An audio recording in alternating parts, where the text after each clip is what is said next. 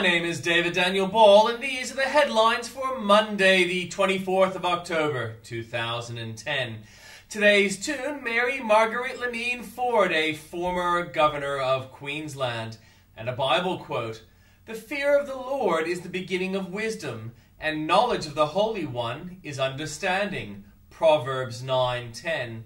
And headlines from Fox.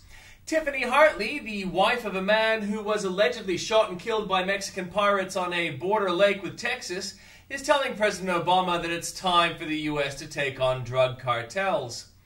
Cholera epidemic spreading to Port-au-Prince as aid groups scramble to get doctors and supplies to fight the country's worst health crisis since it was struck by a devastating quake. Illinois authorities are working to determine whether human remains found in a park are those of a Northern Illinois University student who disappeared more than a week ago. The campaign trail is becoming a contact sport as several contestants find themselves embroiled in heated exchanges like these Reed and Engel supporters getting into a fistfight during a Nevada Senate debate. And in breaking news from news.com.au, ferry services have been suspended and part of the city closed after a man threatening self-harm tied himself to the ferry terminal. Authorities searching a landfill discovered a mattress they hoped would provide crucial evidence in the case. The day a four-legged chicken hatched, her owner was traveling through the Northern Territory top alien hotspot. A quad bike rider allegedly slammed into the front of a freight train before being wiped out by a crossing pig. Senators will begin debating the war in Afghanistan later today as MPs continue making their contributions in the lower house. From New South Wales and the ACT, some of New South Wales' most famous country towns could become ghost towns if water cuts from the Murray-Darling Basin Authority go ahead. You pay an average of $998 to your local council annually, but it spends just $178 on you and spends your rates on bureaucrats and staff. Full passenger services on the main Sydney to Melbourne train lines are not expected to resume for several days after a derailment. A brother and sister had been partying too hard when they died from a suspected overdose. From Queensland, Brisbane's eastern suburbs have been hammered by heavy rain as thunderstorms blew in from the west and re-intensified when they reached the city. The Eagle Street Ferry Terminal has been closed and a 100-meter exclusion zone set up after a man allegedly threatened to blow up a boat. New laws will mean police will ignore offences such as shoplifting, break-and-enters, and minor assaults because they will not be worth the effort.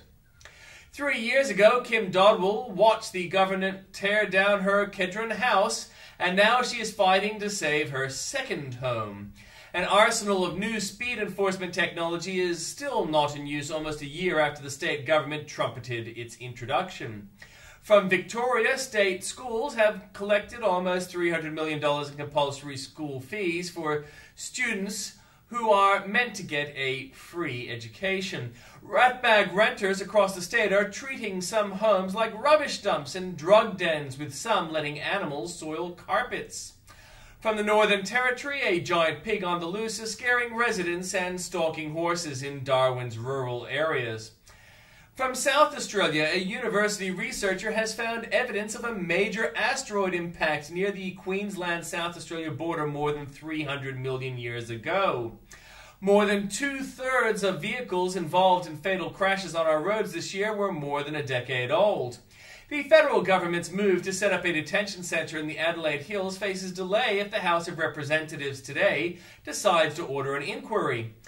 They're the service providers we love to hate, whose poor complaint handling procedures have been described as legendary. From Western Australia, police are hunting 4 offenders after 2 armed robberies and the theft of a medical bag containing dangerous drugs overnight. And West Australian hospital support staff have ceased industrial action after reaching a new pay agreement with the state government. There's nothing new from Tasmania. And in comments from Michael Goodwin, why the US is turning to the right. From Andrew Bolt, perhaps just a taste of our future too. Read, not Rudd, save the world. Church hears a Robertson confession. Communism started like this too. Where will Gillard's next detention centre be? Age Rider explains the French riots. Why is your marriage your boss's business? Ending black unemployment isn't this easy. Not all wars are worse than peace. No, the issue isn't just whether we're warming the earth. Labor declines, and more for you there at the links.